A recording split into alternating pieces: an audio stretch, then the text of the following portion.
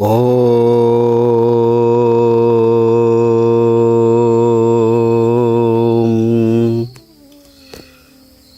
సహనా భవతు సహనౌ భునక్తు సహ వీర్యం కరవావహై తేజస్వినామధీతమస్తు మా విద్విషావహై.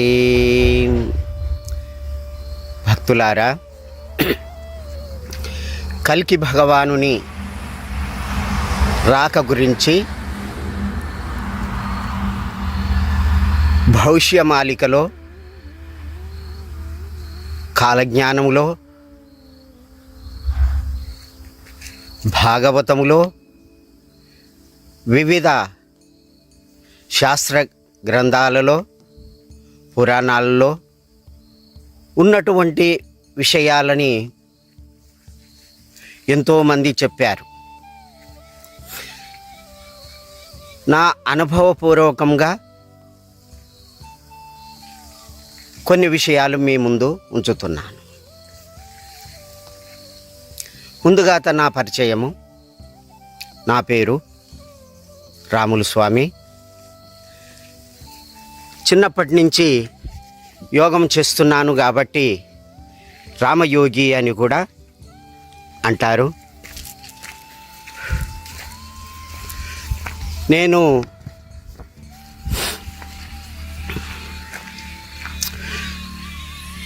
జన్మించిన తర్వాత 4వ ఏట నుండే నాకు ఆత్మజ్ఞానము, భగవంతుని యొక్క దర్శనము, ఆత్మచింతన నాకు లభించినవి. తర్వాత నాకు భగవంతుని చేరుకునేటటువంటి విద్య నేర్వాలి అనే భావన కలిగినది. అంటే సంస్కృతం చదువుకోవాలి. తెలుగు పండితుగా మరియు సంస్కృత అభ్యాసకునిగా చేసుకున్న తర్వాత 1977లో ముమ్మడివరం బాలయోగి దర్శనానికి వెళ్ళడం జరిగింది. నా యొక్క జన్మ తేదీ 25/7/1953. చిన్నప్పటి నుంచే ఆధ్యాత్మిక చింతన,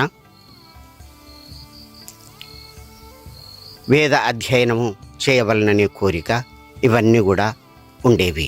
ఎక్కువగా సమాధి స్థితిలో ఉండాలి, అష్టాంగ యోగం చదవాలి, సాధన చేసుకోవాలి, భగవంతుని చేరుకోవాలి అనేటటువంటి భావన మిక్కుటంగా ఉండేది. ఆ విధంగా ముమ్మడివరం బాలయోగిని దర్శనం చేసుకున్న తర్వాత నా గురువు నాకు లభించాలని కోరుకున్నాను. కర్ణాటకలో గుల్బర్గా జిల్లాలో సేడం తాలూకాలో యానగుంది అనేటటువంటి గ్రామం ఉన్నది. అక్కడ వీరధర్మజమాత అంటే మాణికేశ్వరి మాత గారు తపస్సు చేస్తున్నారు. వారికి చిన్ననాటి నుండి కూడా అన్నము కానీ, నీరు కానీ, నిద్ర కానీ లేకుండా ఎప్పుడు కూడా యోగ సాధనలో సమాధి స్థితిలో ఉండి భక్తులకు దర్శనం ఇచ్చేటటువంటి వారు. అమ్మగారు 1975లో యానగుందిలో మాయమై శ్రీశైలం చేరుకొని అక్కడ 3 సంవత్సరాలు ఉండి శివుని దర్శనం చేసుకొని శివునితో మాట్లాడి రాబోయేటటువంటి కార్యాలు ఏ విధంగా ఉంటాయి, రాబోయేటటువంటి కాలగతులు ఏ విధంగా ఉంటాయి అని వారి నుండి తెలుసుకొని దైవ చింతనతో ఎప్పుడు కూడా ఉండేటటువంటి వారు. ఎక్కడంటే అక్కడ ప్రకటన అయ్యేటటువంటి వారు, దర్శనం ఇచ్చేటటువంటి వారు. ఒకే టైంలో 10 దిక్కుల కూడా దర్శనం ఇచ్చారు, ఒకే టైంలో కూడా. అటువంటి 3 సంవత్సరాలు తపస్సులో కూర్చున్నారంటే, సమాధి స్థితిలో కూర్చున్నారంటే 3 సంవత్సరాల తర్వాత బయటికి వచ్చి భక్తులకు దర్శనం ఇచ్చేటటువంటి వారు. అమ్మగారి గురించి, వారి యొక్క దైవ శక్తి గురించి విని నేను కరీంనగర్ వెళ్ళడం జరిగింది. 1978లో అమ్మగారు శ్రీశైలం నుంచి కరీంనగర్కు వచ్చారు. జూలైలో వారి యొక్క ఆశ్రమం నిర్మాణం జరిగింది. వారి దర్శనం చేసుకున్న తర్వాత అనేక దివ్యానుభూతులు నాలో కలిగినవి. వారిలో అనేక దైవ విచిత్రాలు నేను చూశాను. ఆనాటి నుండి అమ్మను నేను వదిలిపెట్టలేరు. అమ్మగారు కూడా నన్ను పాదసేవకు తీసుకున్నారు. అప్పుడే అమ్మగారు రాబోయేటటువంటి కాలంలో పొట్టుపోతుంది, గట్టి నిలుస్తుంది, కాలజ్ఞానం సత్యము అని చెప్పేటటువంటి వారు. భగవంతుడు వస్తాడు, ఉత్తర భారతదేశంలో జన్మిస్తాడు, భారతదేశాన్ని రామరాజ్యం అవుతుంది, రాముడు పరిపాలిస్తాడు అని చెప్పేటటువంటి వారు. నాయనలారా, మీరు ఎప్పుడు కూడా ధ్యానంతోటి, యోగంతో, దైవ చింతనతోటి ఏ పని చేసినా సరే మీరు దైవ చింతనతో చెయ్యండి అని చెప్పేటటువంటి వారు. హిమాలయాల నుంచి కూడా ఎంతో గొప్ప మహత్వం ఉన్నటువంటి, మహిమలు ఉన్నటువంటి, ఆకాశ మార్గంలో పోయేటటువంటి మహాత్ములు కూడా అమ్మ దర్శనానికి వచ్చి అంతర్గతంగా వెళ్ళిపోయేవారు. మేము స్వయంగా చూసాం. అట్లాగే యానగుందిలో కూడా అమ్మగారి చెంత ఉంటూ పాదసేవ చేస్తూ వారి ఆశ్రమంలో ఒక సాహిత్య సేవకునిగా ఉండి వారి యొక్క చరిత్ర వ్రాయడం, భాగవతం, భగవద్గీత, శాస్త్రాది గ్రంథాలని ప్రవచించడం, ఈ విధంగా నా యొక్క సేవలో నేను తరించిపోయాను. అమ్మగారి యొక్క దర్శనానికి మహాశివరాత్రికి 10 లక్షల మంది, దాదాపు 10 లక్షల మంది అమ్మగారి దర్శనానికి వచ్చేటటువంటి వారు. వేలాది మందికి, లక్షలాది మందికి తన దివ్యశక్తిని, ధ్యానశక్తిని, యోగశక్తిని ప్రసాదించి భక్తులుగా మార్చారు. అహింసా మార్గాన్ని చెప్పారు. ఏమి లేదు నాయన, ఈ ప్రపంచంలో ఈ జీవం ఇంతే, అందరూ కూడా పశుపక్షాదుల్లాగా, పశువుల్లాగా సంసారం చేస్తూ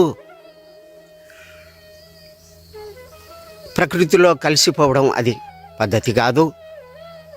మానవ జన్మ ఎత్తినందుకు మీరు సాధన చేసుకొని దైవ చింతనతోటి మనస్సు నిలబెట్టుకొని మీరు వెళ్ళిపోవాలని చెప్పేటటువంటి వారు. అదే టైంలో 1980లో అమ్మగారు వీరబ్రహ్మేంద్ర స్వామి మఠం నుంచి కాలజ్ఞానం తెప్పించడం జరిగింది. ఆ యొక్క కాలజ్ఞానంలో పంచమాధ్యాయములో వీరధర్మజ ఉద్భవ అనేటటువంటి ఒక సన్నివేశం ఉన్నది. అది అందరితోటి చదివిస్తున్నారు, నాతోటి కూడా చదివించారు. నాకు తెలుగు పండితుని కాబట్టి నాకు వచ్చినటువంటి ఇదిలో జ్ఞానంతో నేను టకటక చదివి చెప్పడం జరిగింది. ఆనాటి నుండి అమ్మగారు నన్ను గ్రహించినటువంటి వారై తమ పాదసేవకు వినియోగించుకుంటూ సాహిత్య సేవ చేయమని ఆశీర్వదించి కాలజ్ఞానం తెప్పించి సంస్కృతం నుండి తెలుగులోనికి అనువాదం చెయ్యి, భక్తులకు ప్రచారం చెయ్యి. రాబోయేటటువంటి కాలం చాలా కఠినంగా ఉంటుంది, విపరీతంగా జనులు చస్తారు, చచ్చేటటువంటి వాళ్లకు ఏడ్చే వాళ్ళే దిక్కుండరు, అటువంటి కాలం వస్తుంది నాయన అని అమ్మగారు ఎన్నో విషయాలు, కాలజ్ఞానంలో ఉన్నటువంటి విషయాలు, ఎన్నో విషయాలు చెప్పడం జరిగింది. ఆ విధంగా నేను అమ్మగారి యొక్క సేవలో 45 సంవత్సరాలు ఉన్నాను. అయితే ఒకనాడు నేను తెలుగు పండితునిగా పనిచేస్తున్నటువంటి గ్రామానికి నేను డబ్బులు పంపలేదు. బ్రహ్మంగారి మఠానికి 25/3/1986లో కాలజ్ఞానం నా చేతికి అందడం జరిగింది. నాటి నుండి 7 సంవత్సరాలు దీక్షగా అమ్మ నేర్పినటువంటి యోగ సాధనలో కూర్చొని, దైవ చింతనలో కూర్చొని సమాధి స్థితికి చేరి దాంట్లో ఉన్నటువంటి ప్రతి పదం కూడా డిక్షనరీలో లేకున్నా సరే, నిఘంటువులో లేకున్నా సరే అవన్నీ కూడా తెలుసుకొని, అమ్మగారి నుండి కూడా కొన్ని పదాలు తెలుసుకొని సాధన చేసి పుస్తకాలు వ్రాయడం జరిగింది.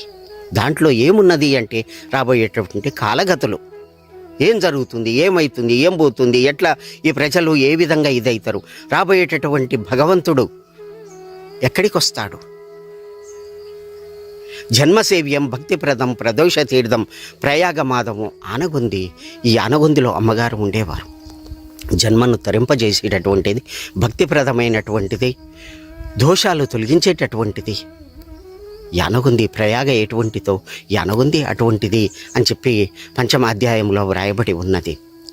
దాంట్లో ఉన్నటువంటి కాలజ్ఞానంలో ఉన్నటువంటి ప్రతి విషయం కూడా అమ్మగారిని అడిగి నేను తెలుసుకునేటటువంటి వాడిని. ఆ విధంగా ఆ యొక్క కాలజ్ఞాన ప్రవచనం మరియు అహింస మార్గంలో నడవమని అమ్మగారు చెప్పేటటువంటి బోధలు అవన్నీ కూడా ఆశ్రమంలో ఉండి నేను సేవ చేస్తూ ఉండేటటువంటి వారిని.